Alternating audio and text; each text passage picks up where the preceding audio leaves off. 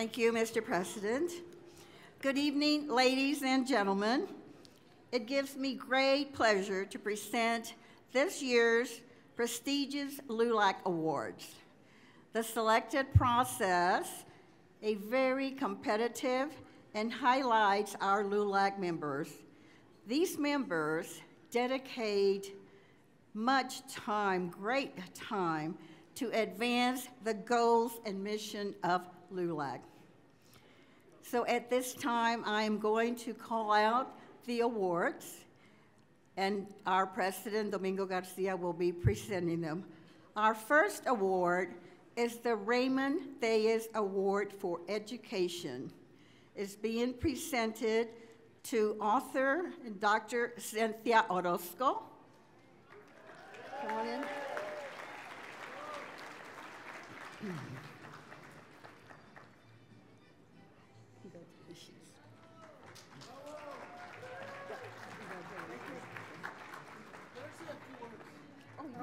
Okay, go ahead. Thank you for the award. It's totally unexpected. Since 1978, when I was 20 years old, I have been working on writing, researching, and publishing about the history of LULAC. Last year, I published the first major biography of the founder of LULAC, Alonso Perales. Without Alonso Perales, attorney, U.S. diplomat, civil rights leader, none of us would be here. Thank you.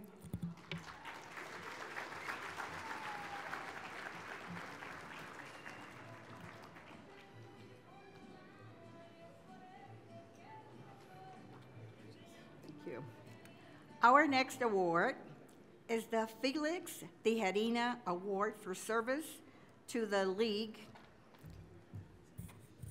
Thank you. The Felix Tijerina Award for Service to the League is awarded to Ms. Hilda Ramirez Duarte. Ms. Duarte?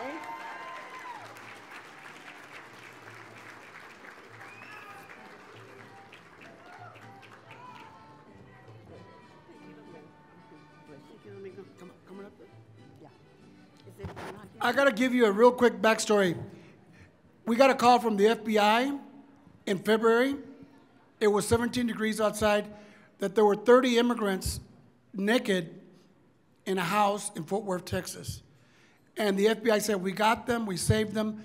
Can you help us get them clothes, shelter, and get them to their homes? Hilda got up at 3 o'clock in the morning, got them shelter, got them clothes, and got them a bus ticket to their house. We got a call. A 14-year-old girl had been taken from a church and was being trafficked in Las Vegas. She called the FBI, she called the family, they got the girl, and they saved her and brought her back to her family in Irving, Texas. That's what Hilda did.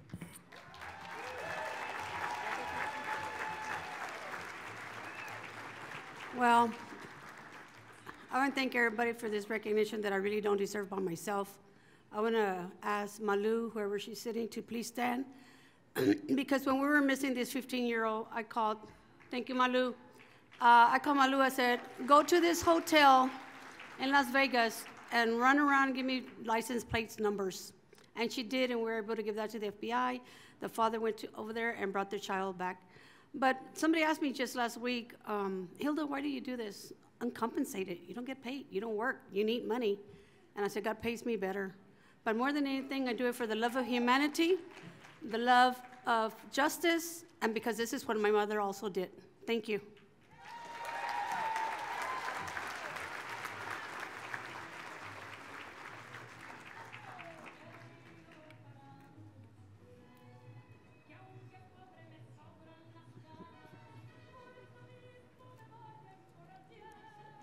Thank you, Hilda. Congratulations. As you see, every award given here tonight has a story, and that's why they are being honored tonight. The next award is the Aztec Award for Civil Rights to Mr. Nick Salazar, and accepting for his award is our VP for the Midwest, Jose Lopez. Jose, thank you.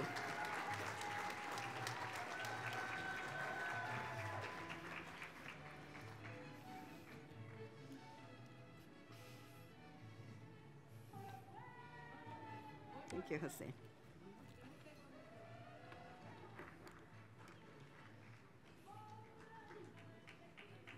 Again, backstory. Nick Salazar is the state director for Iowa. The governor and the legislature passed an English-only law in Iowa. The LULAC challenged it. In Iowa, Latinos are only 6%.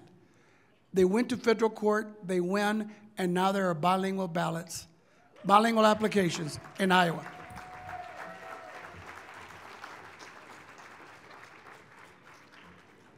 Okay.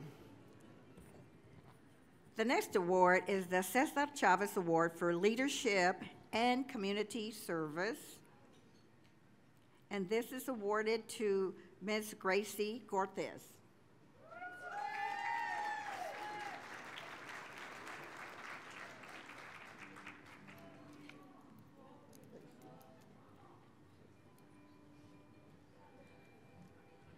Well, LULAC, thank you for recognizing all the efforts and all the volunteering that we do in the name of our community.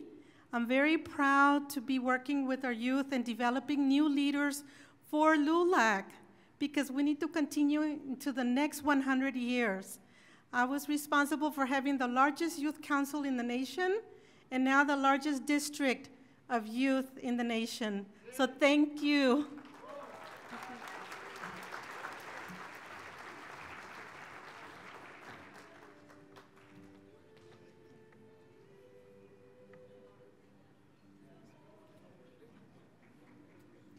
Congratulations. The next award is the J.C. Martinez Award for Membership Expansion, and this award is being presented to Mr. Euler Torres.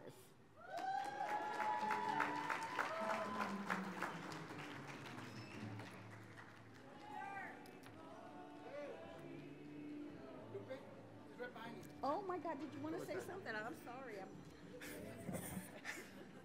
Siempre la ando regando yo. Well, I was out there lost on el teléfono and they were looking for me, so thank you. I didn't know I was going to get recognized for anything. I think everybody here in LULAC does everything that we do without expecting any recognition. I've grown so much in the since 2016, I was going to do the math, but that's going to take longer. So since 2016 till now, I've grown a lot, got to meet a lot of amazing people that really, really care about our gente and our culture. And that's what I've been doing, trying to bring more people, more of our gente to join LULAC. I think this is a great organization, and whatever I can do, I will continue to do. So thank you so much.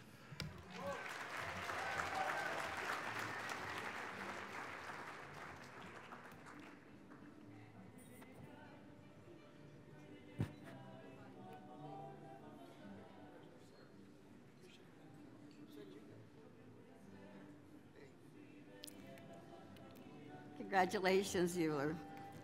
Okay, our next award is a very special award. This award is being presented. It's the Dr. Anita Del Rio Award for Latina Leadership and Women's Advocacy. This special award is my honor to present an award to Ms. Emma Lozano.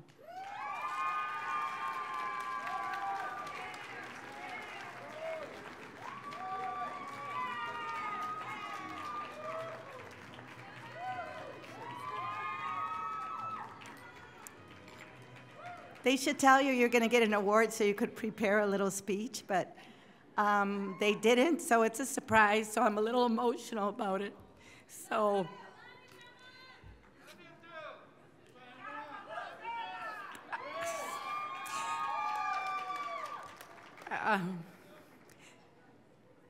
LULAC has done so much for so many people for generations.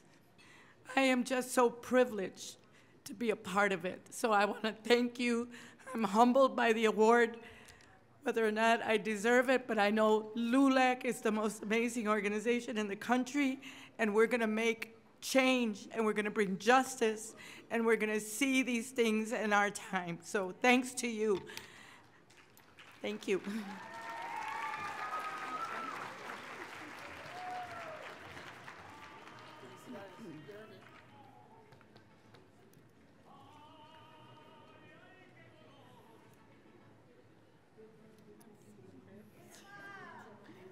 Congratulations, Emma.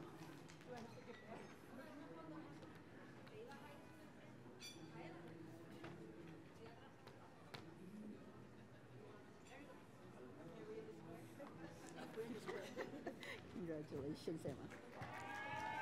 Another round of applause for Emma, our VP for Women. Okay. The next award is the Senior Award, and every year the VP for the Elderly wishes to present this award to a very special senior, and at this time I would like to call on our VP for the Elderly, Ms. Elia Mendoza, to make this award.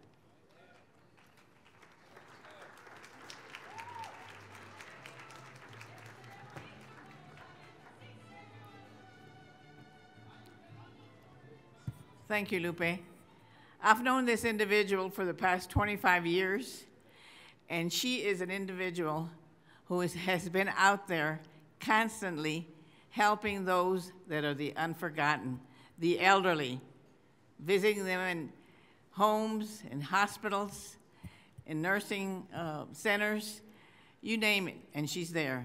She takes a bus every month full of seniors to a casino so they can enjoy themselves close to San Antonio. And I'm very proud and honored to give this award to Connie Rodriguez from San Antonio.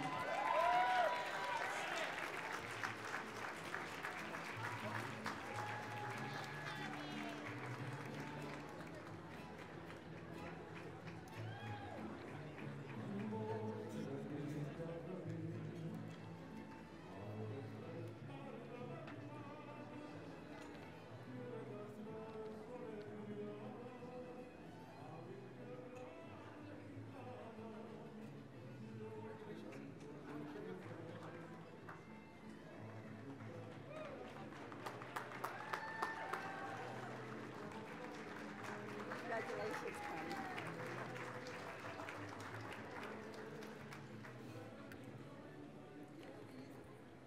Our next award is called the Crescencio Padilla Award for Volunteerism. And this special lady who works very, very hard and very deserving, I would like to call on Ms. Ana Luisa Tapia to receive this award.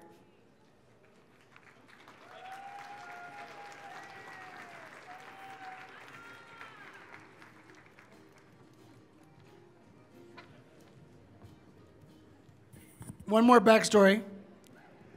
When a mother called to find out what happened to her hija at Fort Hood, and nobody at Fort Hood asked or could tell them, this woman in Killeen, Texas, helped that mother try to find justice, and that daughter was Vanessa Guillen. Nobody would have heard of Vanessa Guillen except for Ana Tapia having prayer vigils, standing up for her, for the family, and making sure that the Vanessa Guillen Act got passed to protect our women in uniform from any type of harassment. That's why she's here.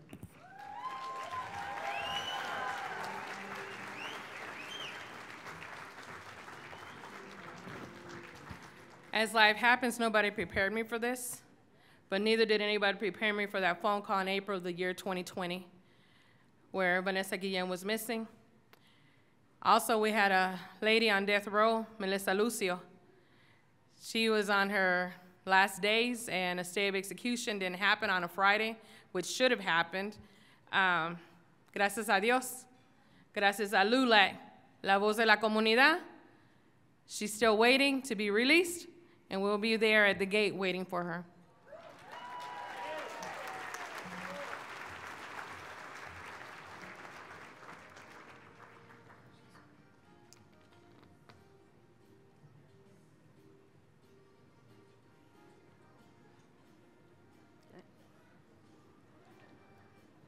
Congratulations, Ana Luisa. We thank you with all our hearts.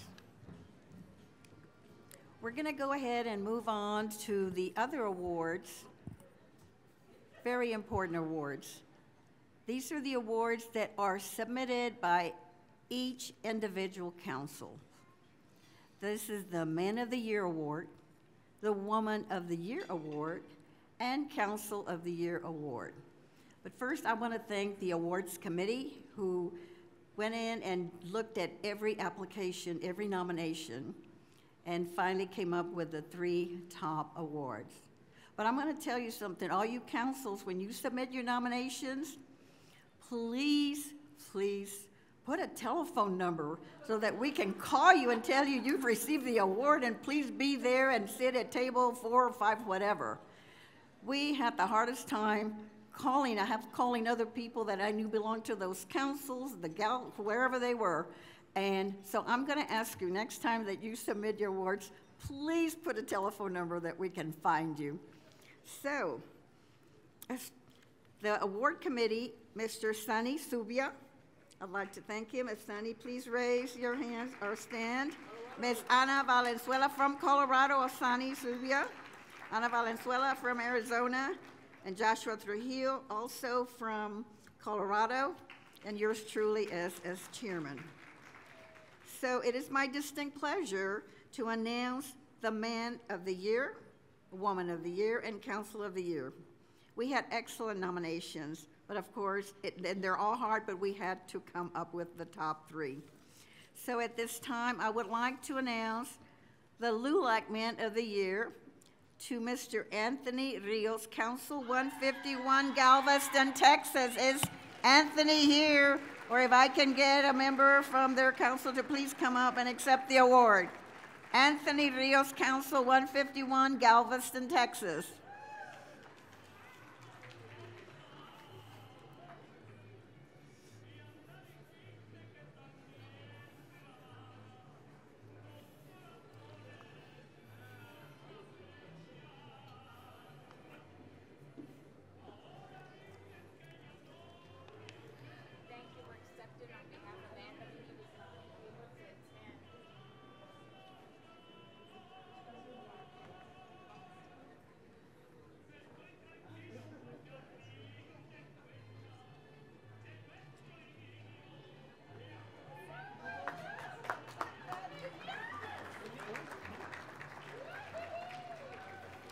Okay, our next award for the Woman of the Year is being presented to Ms. Blanca Vargas, Council 5238 from Cicero, Illinois.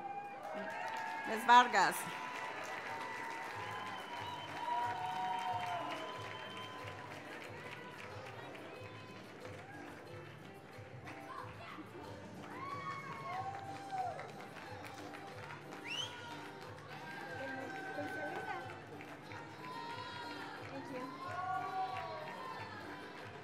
Muy buenas noches a todos. Good evening, everyone. It is a great pleasure for me to receive an award, not on behalf of Women of the Year, Blanca Vargas, but on behalf of all the women that are here today and that lives in the United States. We are women of empowerment because we all plant a seed in order for us to have more flowers in our gardens. Just like the mariposas que vuelan de Michoacán a Guadalajara, y de Guadalajara a Chicago, y de Chicago a Wisconsin. Y así es muy importante que nuestra comunidad siempre se sienta feliz, contento y muy orgulloso como todos los representantes que hemos tenido hoy. Tan lindo que han hablado que me inspiraron más. Yo recuerdo en una ocasión que también a mí no me dieron beca, no me dieron una beca para continuar la educación, pero yo dije, yo voy a recaudar dinero para darle a todos los niños una beca para que continúen la universidad. Y así lo he hecho, licenciado.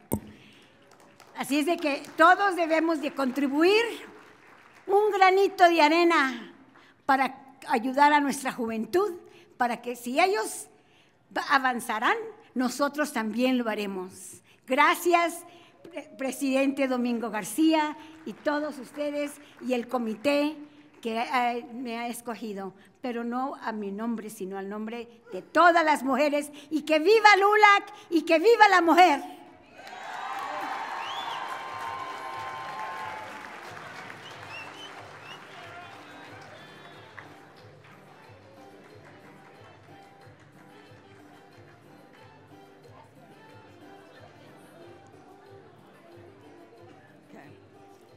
All right, now we come to the Council of the Year.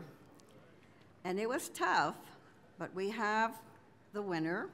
LULAC Council of the Year goes to Council 8003, Silver City, New Mexico. Are you here in the house? Council 8003, please come up and receive your award, Silver City, New Mexico.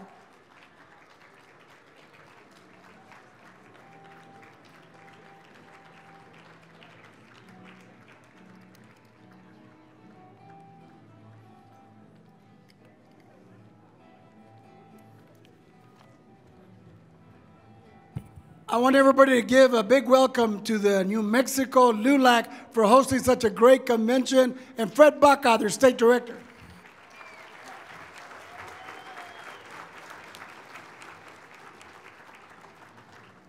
All I can say is that there are many deserving councils. Our council is very proud of this award. We thank you all for all your work. Domingo Garcia, we thank you for all you've done. And again, thank you very much.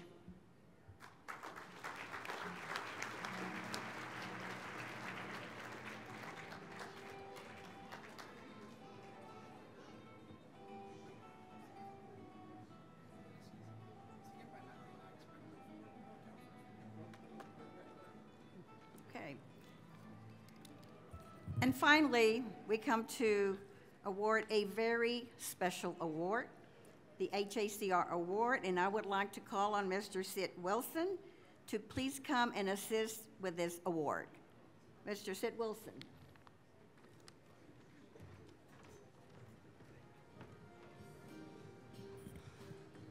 Buenas noches, LULAC. Buenas noches. This is my 17th LULAC National Convention. It's great to be here con mi gente. My name is Sid Wilson. I'm the President and Chief Executive Officer of the Hispanic Association on Corporate Responsibility. And the importance of being here today is that we've been around for 37 years, and we were founded by 7 organizations, including LULAC, that had the vision of creating an organization that advances Hispanic inclusion in corporate America. But I'm on stage here today. Thank you very much. Thank you.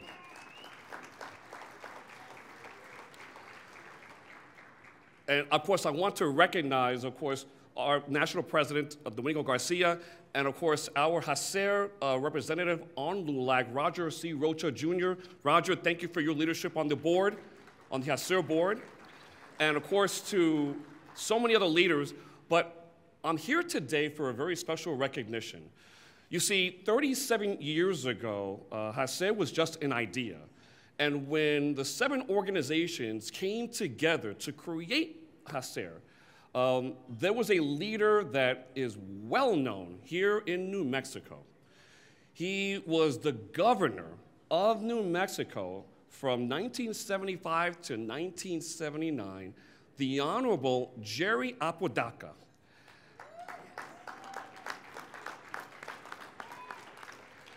And you know, so many governors go on to do many different things in their lives. But Governor Apodaca joined with these 7 organizations to make history as the first HACER president of the organization. And to give you a perspective of what he did to help hold corporate America accountable, the platform that he created and the foundation he created led to an organization that is now today the nation's leading organization advancing Hispanic inclusion in corporate America. And of course, I want to recognize, of course, Rick Bella, who was the second president from 1991 to 1999. And so, sadly, Governor Apodaca passed away this past April, and we thought it was so important to recognize his legacy. And I want to thank LULAC, who's been a champion, a force, backing Hacer in the work that we do, for the opportunity to present this award, the Hacer Legacy Award, to the Apodaca family. First, I want to give also just, please give great recognition to the former First Lady of New Mexico, Clara Apodaca, who's sitting here. Thank you. And joining with Domingo Garcia, I'd like to bring to the platform Jeff Apodaca, the son of the Honorable Jerry Apodaca, where we will present him the Legacy Award for the work that his father did to help pave the way for what we're doing today, because understand that we had issues in the 1980s. Unfortunately, we still have issues today with the attack on diversity, equity, and inclusion. But we are in that fight, and LULAC is with us in that fight, and we're so thankful for LULAC, thankful for Domingo, and thank you, Roger, and everyone, the leaders that are here. And so to present the legacy of the Hacer Legacy Award, please welcome, of course, Jeff Apodaca. And so, Jeff, thank you for your leadership. Thank you for what your father did to create what we have today, holding corporate America accountable, and the work that we are doing, and thank you for LULAC. So, saludos, mi gente. Jeff Apodaca.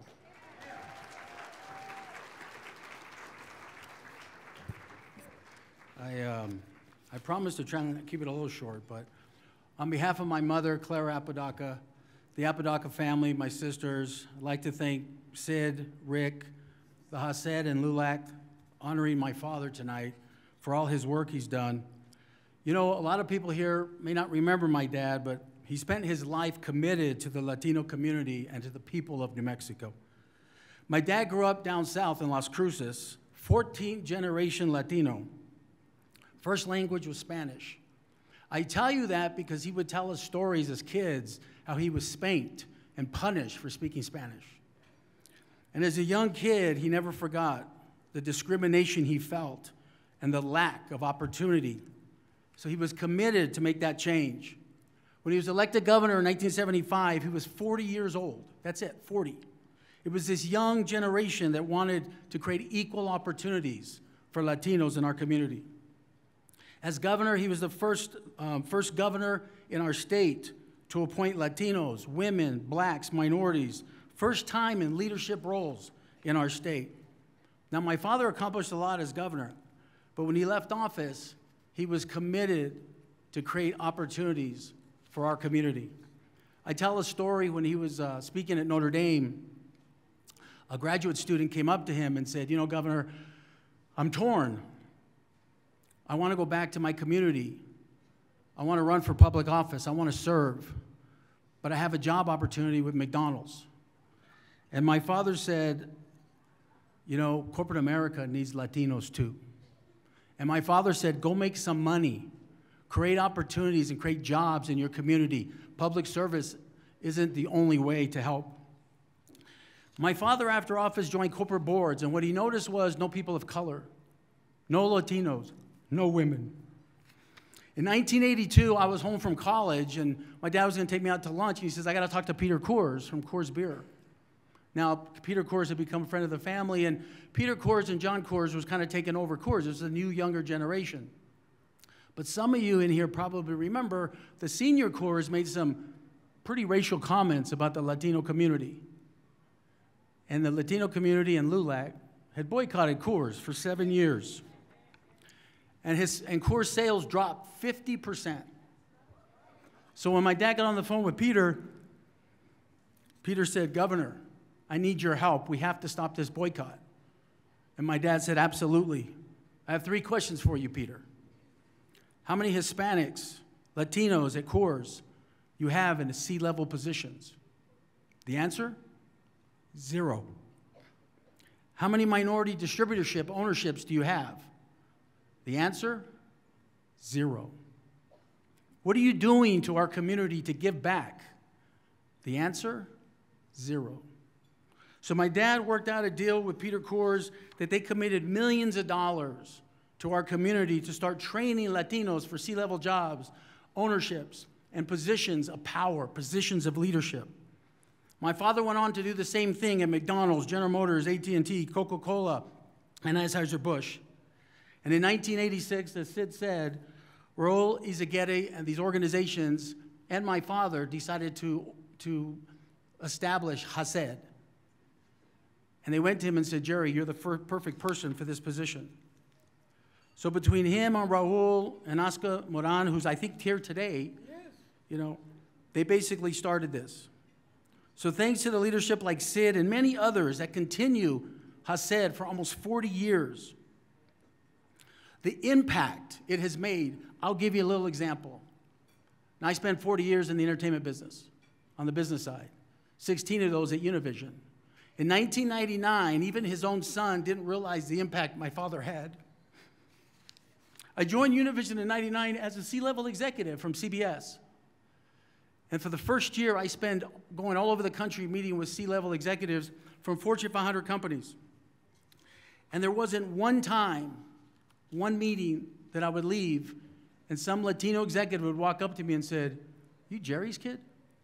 And they'd tell me story after story how without my father, they wouldn't be in those roles today. Not only, that's the impact my father had. Not only did he change people's lives, but he changed communities. His goal was to create generational wealth and create family wealth. Because, ladies and gentlemen, he knew that's how you change and improve our community.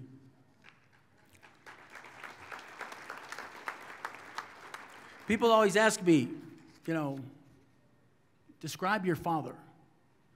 And I think former Governor Bill Richardson, who my father helped start his career from New Mexico, said it the best. Jerry Apodaca was Latino before it was cool to be Latino. As Sid said, my father passed this past April. So our family is here tonight, so grateful for you guys to honor my dad. But to the young people in this room, my dad's legacy is not that he was the first Latino governor in the country, but that he started something that leaders in this room, LULAC and Sid and others, and Rick, continue today. Our generation and younger generations behind him, we must continue his legacy and the legacy of others. You've heard it tonight, folks.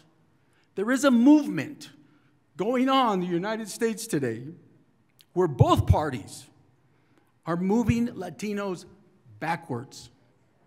And they're minimizing who we are. So it's we that will allow them to do that, not them that allow that to us. If we allow that, it is our fault, not theirs. So we owe it to my dad and others of this generation and that generation to continue to fight for opportunities.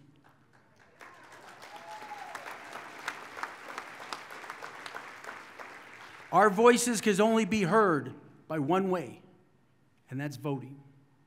And voting the right people in office. Great organizations like LULAC will continue to fight, but it's about equal representation. And that's what HACED has been doing for almost 40 years. So I ask the young people in this room, we cannot stop and forget my father's generation, the men and women that fought and created pathways for us. My dad fought for the right thing. His goal was to create generational wealth for our families and our communities. So let's make an impact in today's world, and that's by showing up every day and honoring our fathers, our mothers, who created these pathways for us. So on behalf of the Apodaca family, I can't tell you how honored we are that LULAC and HACED, an organization my dad was very proud of, honors my dad tonight. So thank you, and God bless you, and thank you very much.